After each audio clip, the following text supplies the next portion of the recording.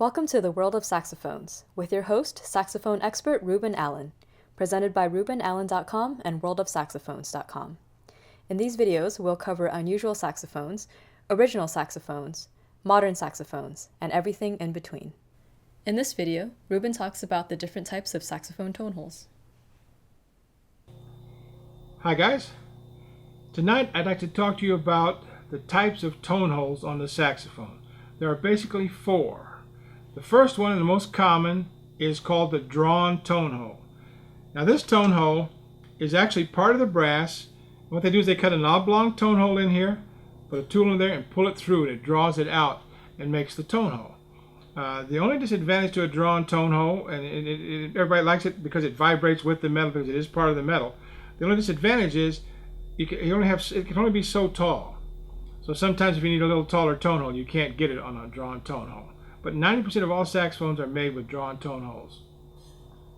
The next type of tone hole is called drawn and rolled.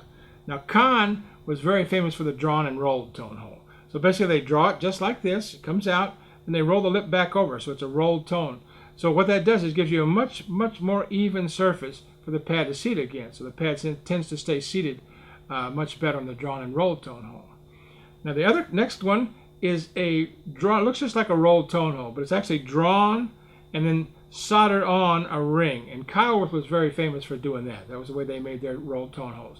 Same effect as this, not much difference in the way they played, and the pads seat very well.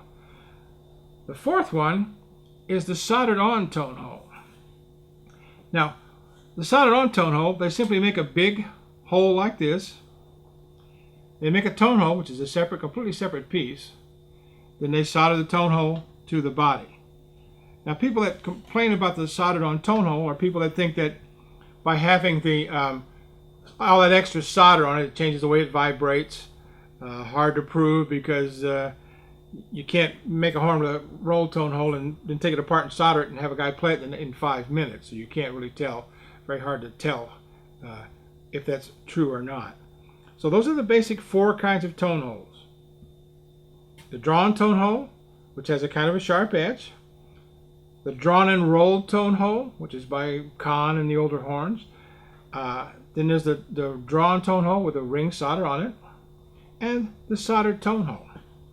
Now, I bought a bunch of these old Martins, which Martin was the most famous soldered tone hole saxophone. I bought a bunch of them because you can unsolder the tone hole. If somebody has a horn like this and the tone hole is completely damaged, you can actually just solder a tone hole. You can make a new tone hole for that particular instrument. So I bought a bunch of the old Martins that were unplayable to save the tone holes.